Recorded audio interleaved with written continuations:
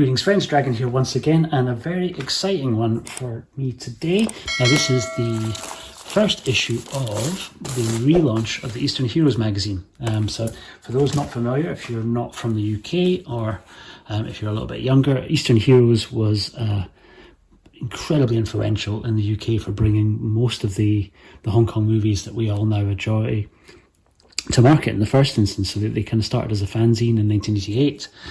We're also doing film screenings, doing events, started video labels. So they were one of the first group to start putting out these movies on VHS back in the late 80s and early 90s.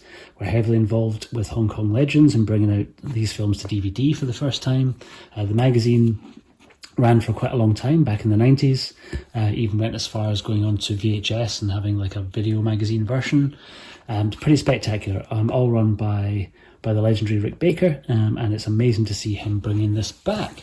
I'm incredibly excited personally, because I am writing an article for it too. I'm doing the Blu-ray section for the magazine each month moving forward. There was an attempt to relaunch it back in 2014, but if you see the difference in size, this one is incredibly loaded. Always has more the feeling of a fanzine than a traditional magazine, which for me makes it all the better. It's written by people who are first and foremost just massive fans and enthusiasts of these movies. So there's not really much of a budget or many journalists behind this. This is very much a labour of love, and we'll take a little flick through and see what you will get in your first issue. This is still available both in the UK and the US and pretty much everywhere else worldwide, either through the Eastern Heroes website, or you can find it on Amazon and Barnes & Noble on basically print on demand. And it's pretty stacked. So you are getting a little editorial in the beginning from Rick. We then get Mike Leader's section. He's kind of doing the news section. Mike Leader, you will know if you're a fan of the 88 Films Blu-ray releases. He's doing all the commentary tracks along with Arnie Venema. So he's basically doing his roundup of news. We then get into an article about the world of the IFD movies. So the Joseph Lai, Godfrey Ho and Betty Chan films. That is by Ken Miller. We get a fan art section with some pretty incredible artwork. One of Scott Adkins there. One of Simon Yun and Jackie Chan. Some work by Stephen Morris. Creaky 99 art. Doing a poster for Ip Man. And then we get the History of the UK Bruce Lee Fan Clubs by Michael Nisbet, which is pretty incredibly well laid out with some vintage documents from back in the day. So he kind of takes you through the history of the various fan clubs that ran through the late 70s, through the 80s, and on into the 90s. Pretty awesome. We then get the Bruce Lee New York Experience by Hector Martinez, who's got a pretty incredible collection of Bruce Lee memorabilia. And he gives a 2-page article there just talking through his own experience in his collection. We get The Art of Fury, New Kid on the Block by Brian Fire, which is about him bringing a Bruce Lee comic book to the market. He's done Fist of Fury, The Tao of Chen Zhen, artwork by Gabriel Elteb. So it's Mike Kelly who's done it. Brian Fire has written the article. And then we get A Matter of Taste, The Triumph of Kung Fu Arts, which is all about really original poster art for these movies, an awful lot of ones from Shaw Brothers. And then we go into an interview with Toby Russell an interview by Toby Russell of Yun Bing, another one of the Peking Opera School stalwarts who was there at the same time as Jackie Chan, Sammo Hung and Yun Bao.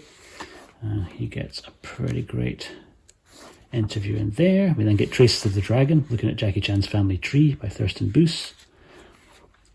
And we get an excellent little look at the bizarre collaboration between Hammer Horror and Shaw Brothers when they did The Legend of the Seven Golden Vampires. So kind of co-directed by Chang Che on the Hong Kong side, and starring Peter Cushing and David Chiang. Choreography, I think, was by the Lau Brothers. Pretty awesome. We get a 4-page section on that. And we get an interview from 2016 by Martin Sanderson with Sammo Hung, which is incredibly exciting to see. He's not often done that many interviews, certainly not in English over the last few years. So it's kind of great to get a chance to get an updated view on Sammo's perspective. We then get an article by my friend Ron, who's done The Tale of Shapes in the City, about late night screenings of these movies in London. Ron runs the fantastic East Asian film events group on Facebook. I'll leave a link to that below, but it's well worth a look if you're close to the London area or you're interested in going to any events. He's the kind of go-to place to find out exactly what's happening in the city. Really nice dude. We then get an article on the Bluesploitation movies by Dean Meadows, which looks pretty cool. Thought of my friend Jason over at the Kung Fu Theatre 3000. He is the Martial Arts Theatre 3000. Sorry, Jason. He's a massive fan of Bluesploitation movies, and so he'll get a kick out of that one. We get an article dedicated to the memory of John Saxon, who played Roper in Into the Dragon, amongst other things. And The Shadow of Bruce Lee, an interview with Peter Chin from 1972 by Zelda Cawthorne. We get an interview with Robert Samuels, who kind of actor who had been in Don't Give a Damn and Gambling Ghost. He got a start from Sammo Hung back in the late 80s. Pretty cool.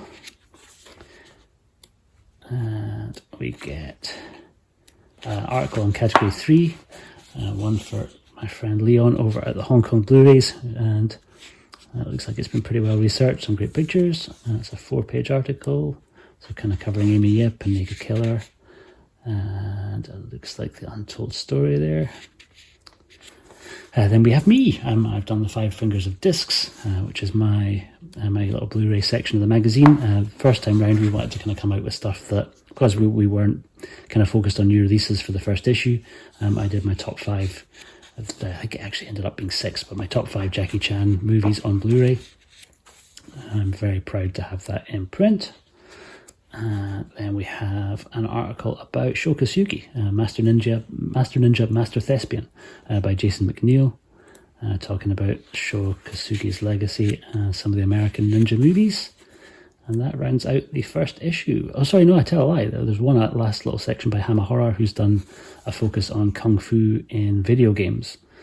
So talking about the various different kind of arcade and early console classics. Pretty damn cool. And that is it. That is the first issue. Like I say, still available.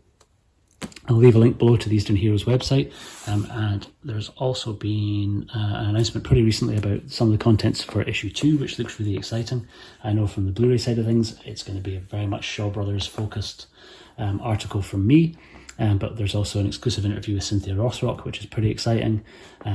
Rick's commissioned some great cover art, which is also available as a poster featuring the various different incarnations of Jackie Chan over the years, which looks incredibly cool. So the cover of this one's one of the nicest ones I've seen so far for the Eastern Heroes.